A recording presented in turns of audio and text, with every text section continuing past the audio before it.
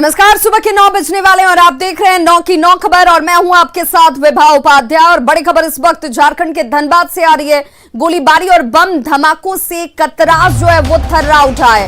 कतरास के कोयला व्यवसायी संजय लायकरा के घर बमबाजी की घटना सामने आई है और बमबाजी करने के बाद अपराधी यहां से फरार हो गए। व्यवसायी के घर पर 3 बम विस्फोट किए गए, कई राउंड हवाई फायरिंग की गई है और इस हवाई फायरिंग और बमबाजी की वजह से पूरा इलाका जो है वो थर्रा गया।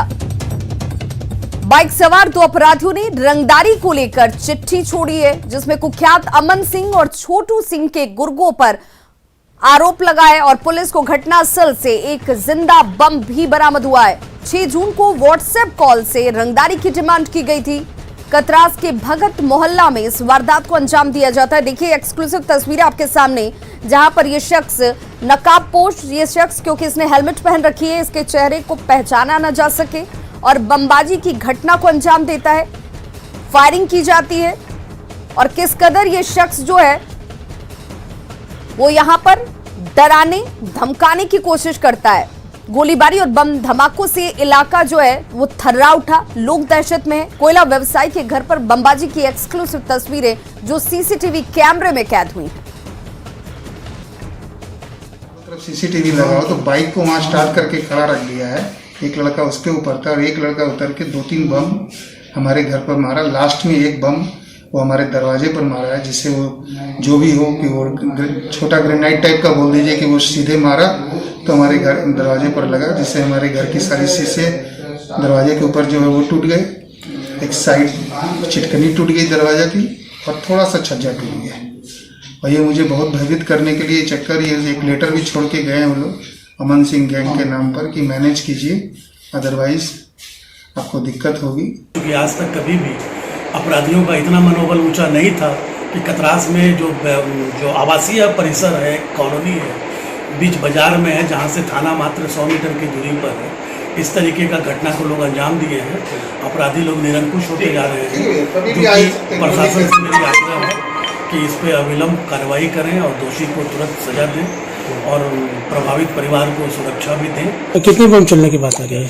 3 बम चलने की बात हो रहा है और कुछ धमकी वाली बात आ रही है सामने। पहले धमकी इनको मिला था, केस इसमें दर्ज है, अनुसंधान चल रहा है। कौन धमकी दिया था?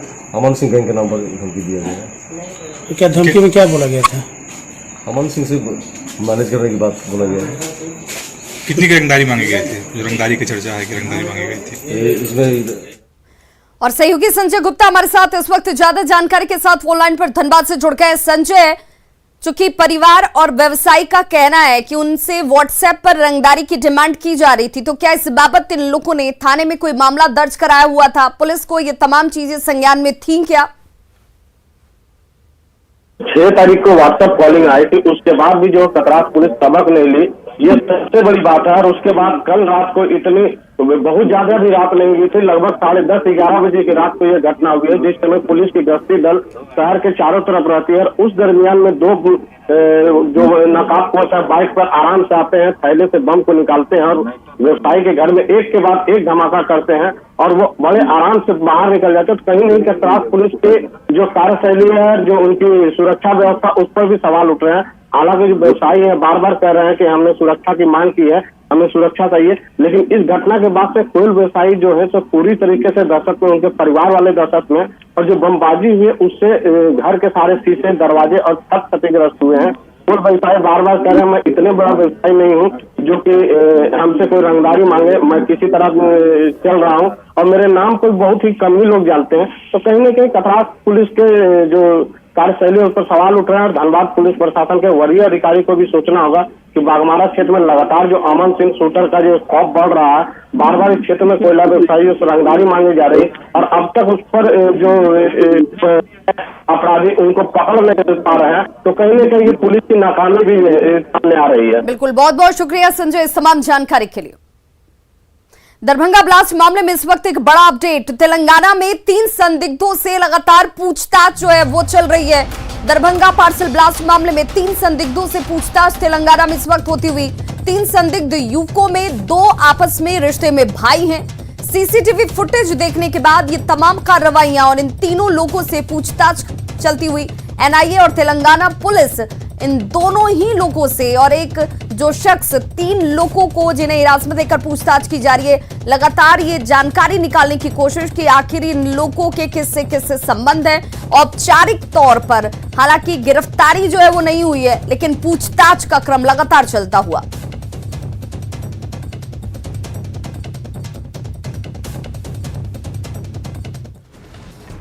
तो देखिए, इस पूरे घटनाक्रम में 15 तारीख को जब पार्सल बुक करने के लिए लोग पहुंचते हैं और बाइक पर सवार 2 शख्स और कार में सवार 3 शख्स, जिन्हें लेकर जानकारी अब तेलंगाना पुलिस के हाथ लग चुकी है। 3 लोगों से पूछताछ भी हो रही है। हालांकि औपचारिक तरीके से गिरफ्तारी की बात सामने नहीं आ रही है, लेकिन इन लोगों के चेहरे को सीसीटीवी फुटेज के जरिए आइडेंटिफाई कर लिया गया था। अब इनसे पूछताछ भी हो रही है। इस पूरे प्रकरण में अब तक 4 लोगों की गिरफ्तारी और सहयोगी संजय तिवारी हमारे साथ इस वक्त ज्यादा जानकारी के साथ जुड़ गए हैं। संजय, जिन 3 लोगों से पूछताछ हो रही है, ये तीनों लोगों से क्या अभी तक कोई क्लू, कोई जानकारी और आपस में इन सबका किस तरीके से रिलेशन है, कोई जानकारी सामने आ रही है? विवाह दरअसल ये 3 लोग जो है वो सीसीटीवी फुटेज देखने के बाद इन तीनों संदिग्धों को चिन्हित किया गया था और इन पर नजर रखी जा रही थी और उसके बाद फॉर्मली इनको जो है एक बार इनको पूछताछ के लिए जो काउंटर इंटेलिजेंस टीम है तेलंगाना की, उन्होंने इनको अपनी हिरासत में लिया है। हालांकि फॉर्मली अरेस्ट इनको नहीं दिया है और वो एनआईए क्योंकि मामले की इन्वेस्टिगेशन कर रही, तो एनआईए की टीम भी आज यहाँ पर हैदराबाद पहुंचने की उम्मीद जताई जा रही है। और इस पर जो है वो शामली में जो 2 लोग पकड़े गए हैं उनके साथ इनके क्या कनेक्शन है, इस सिलसिले में इनसे जानकारी ली जाएगी और ये कैसे इन्होंने वो केमिकल को लेके वहां पर पहुंचे और उस केमिकल को कपड़े के बंडल में रखने का क्या उद्देश्य था, इस सारी विषय में बातचीत इनसे पूछताछ की जा रही है। और माना जा रहा है कि इनकी भूमिका जो है वो अभी तक संदिग्ध है और इसी वजह से हो सकता है कि इनको फॉर्मली तौर पर गिरफ्तार कर लिया जाए। चलिए, बहुत बहुत शुक्रिया संजय इस तमाम जानकारी के लिए। नालंदा में राजगीर रेलवे क्रॉसिंग पर कल सुबह ट्रैक के पास सड़क धंसान हो गया, जिससे राजगीर रेलवे स्टेशन से नई दिल्ली के लिए खुलने वाली हमसफर और श्रमजीवी ट्रेनें जो हैं वो घंटों फंसी रहती हैं। एक तरफ ट्रेन फंसी थी तो दूसरी तरफ रेलवे क्रॉसिंग के पास सड़क की मरम्मत लगातार की जा रही थी, लेकिन इस दौरान जमकर 2 इंजीनियर ही आपस में भिड़ते नजर आए। एक इंजीनियर रेलवे का था तो दूसरा 4 लेन निर्माण का। रेलवे के इंजीनियर अभिमन्यु रत्न ने 4 लेन के इंजीनियर को भद्दी भद्दी गालियां तक दी। सड़क धंसान में अपना बचाव करते हुए रेलवे के इंजीनियर 4 लेन के इंजीनियर से भिड़ जाते हैं और इस भिड़ंत का वीडियो देखिए वायरल होता हुआ। आपको बता दें कि 4 लेन निर्माण के दौरान रेलवे क्रॉसिंग को हटाकर दूसरी जगह पर बनाने का काम और उसका मेंटेनेंस रेलवे ने खुद 1.5 करोड़ रुपए में ले रखा है। लेकिन कल जब क्रॉसिंग के पास सड़क धंसती है तो रेलवे के इंजीनियर अभिमन्यु रत्न 4 लेन के इंजीनियर से ही सवाल पूछने लगते हैं। और देखिए किस तरीके से ये सवाल पूछने तक बात नहीं है, ये एक दूसरे के ऊपर आरोप प्रत्यारोप और भद्दी गालियों तक चली जाती है।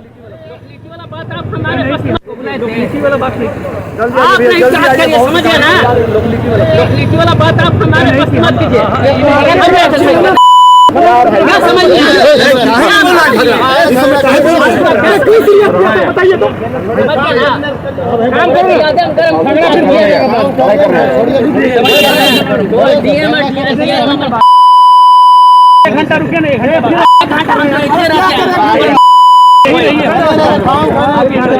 बाल भी उखड़ जाएगा ना, हम देखा ही देगा राजगीर में, हम देखा ही देंगे। बोलना शुरू कर दिया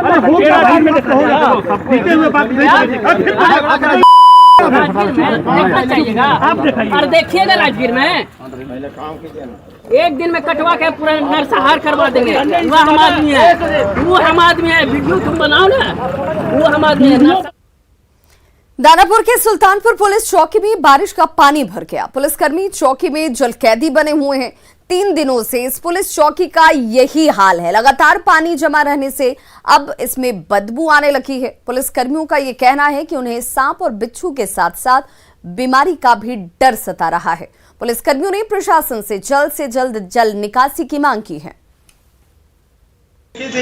पानी में डूबल रही थी, कोई उपाय नहीं बुझा रहा है। आप चौकी पर सांपों भीड़ मन घूम रहा है तो हो सकता है सांपों चढ़ जाए।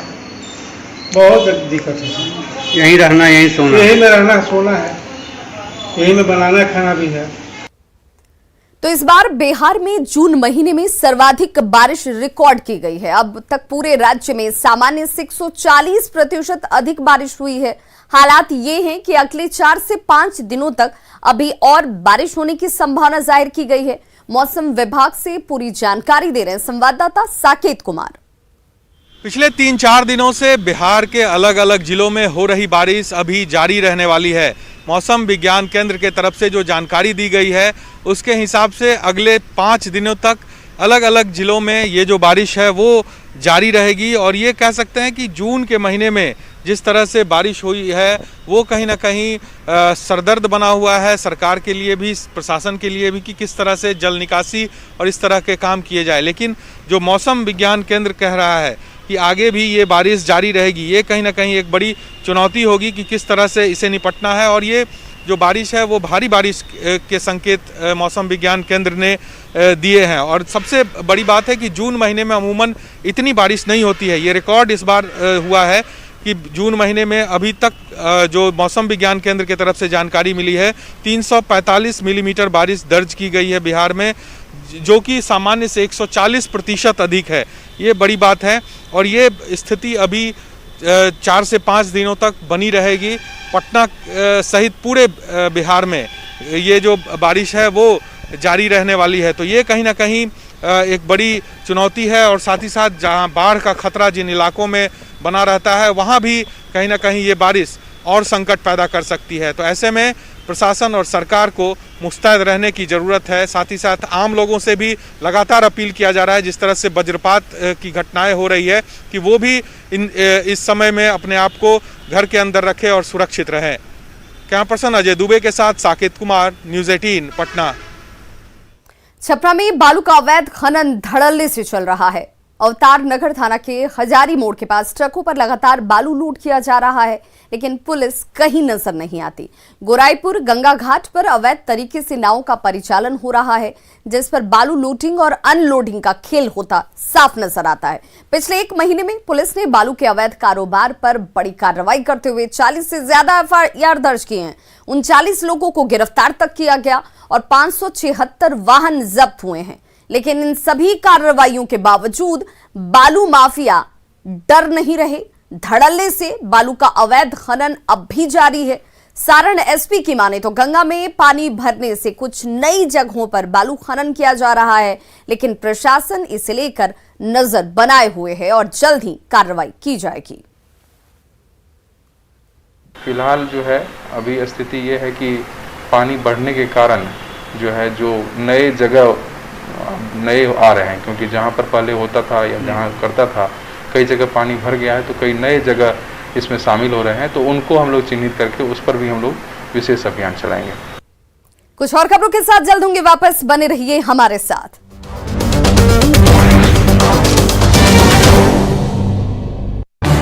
इस न्यूज हेडलाइंस के प्रायोजक पेट सफा आयुर्वेदिक जूस। पेट सफा हर रोग दफा।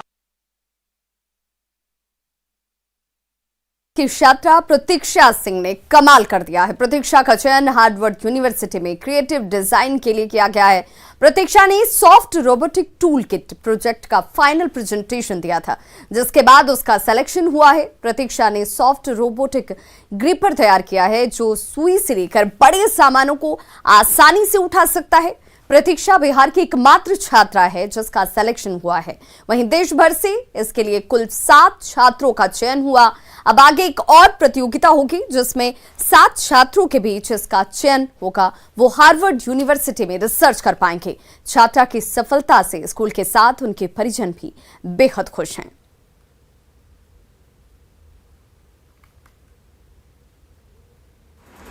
मेरा प्रोजेक्ट है एक ग्रिपर जो कि किसी प्लेन या छोटे चीज़ों को उठा सकता है। और ये इसमें एक फिनांगल है और एक रेसिस्टर है। और ये बहुत सारी जगह जैसे कि फैक्ट्रीज और स्पेस में काम कर सकते। अभी पूरे देश में 7 बच्चों को सिलेक्ट किया गया है और उन सबको अलग अलग कैटेगरी के लिए अवार्ड दिए जा रहे हैं। और अभी इसके आगे हमारा प्रोजेक्ट हम 7 में एक कंपटीशन होगा और उसमें जिसका प्रोजेक्ट सबसे बेस्ट रहेगा उस एक को और आगे बढ़ने का मौका मिलेगा। बात पूरे इंडिया से 7 स्कूल का 7 बच्चों का चयन, 7 स्कूल से 7 बच्चों का चयन हुआ, जिसमें हमारे यहाँ से जिला स्कूल से क्रिएटिव डिजाइन से प्रतीक्षा से का सिलेक्शन हुआ। पूरे बिहार के लिए तो ये अकेले? पूरे बिहार से अकेले, पूरे बिहार से अकेले हैं। अब कंपटीशन और टफ होने वाला है। इसके बाद एक और इंटरनेशनल लेवल की कंपटीशन होगी। अब उसमें अगर ये सेलेक्ट होते हैं तो इनको हार्वर्ड यूनिवर्सिटी में जाने का नहीं, पढ़ने का भी मौका मिलेगा बायो डिजाइन लैब में, और सॉफ्ट रोबोटिक टूल पे किट पे अपना प्रोटोटाइप प्रेजेंट करके और वहाँ इस पे काम करने का मौका मिलेगा, जो रिसर्च काम होगा। जम्मू में एयरपोर्ट के तकनीकी क्षेत्र में हुए ब्लास्ट के बाद पटना एयरपोर्ट की सुरक्षा को बढ़ा दिया गया है। सीआईएसएफ के अतिरिक्त जवानों की तैनाती कर दी गई है। बढ़ाई गई सुरक्षा व्यवस्था का जायजा लिया न्यूज़ 18 संवाददाता साकेत कुमार ने। जम्मू एयरफोर्स के एयरपोर्ट के टेक्निकल एरिया में हुए ब्लास्ट के बाद अलग अलग जगहों पर एयरपोर्ट की सुरक्षा बढ़ा दी गई है। देखिए, पटना एयरपोर्ट पर हम मौजूद हैं और यहाँ पर भी जो सुरक्षा व्यवस्था है उसे बढ़ा दिया गया है।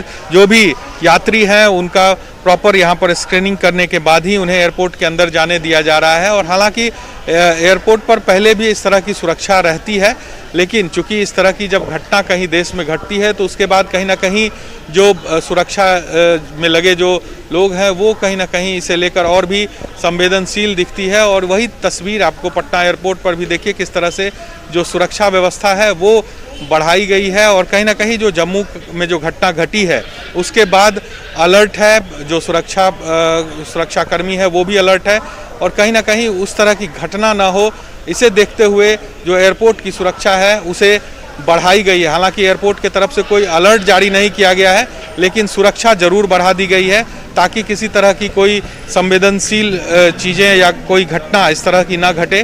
तो ऐसे में पटना एयरपोर्ट की सुरक्षा जो है वो कहीं ना कहीं अब बढ़ा दी गई है और तमाम जो सुरक्षाकर्मी हैं वो चाक चौबंद तरीके से एयरपोर्ट की सुरक्षा में लगे हुए हैं। कैमरा पर्सन अजय दुबे के साथ साकेत कुमार, न्यूज़ 18 पटना।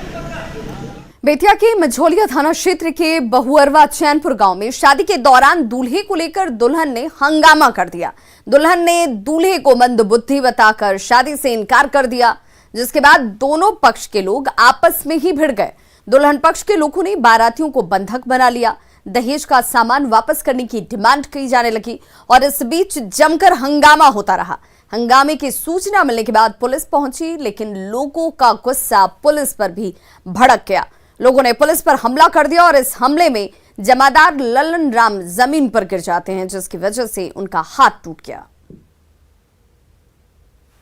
गाना भी डले सब दे दिए। उसके बाद बचा था वो शादी का मतलब सिंदूरदान का टाइम था, उसी टाइम में गड़बड़ की ये लोग पानी निकलवाने के टाइम। कितने लोग बारात आप लोग गए थे? 25 लोग गए थे। तो बाकी लोगों को एक दिन बाद छोड़ दिया?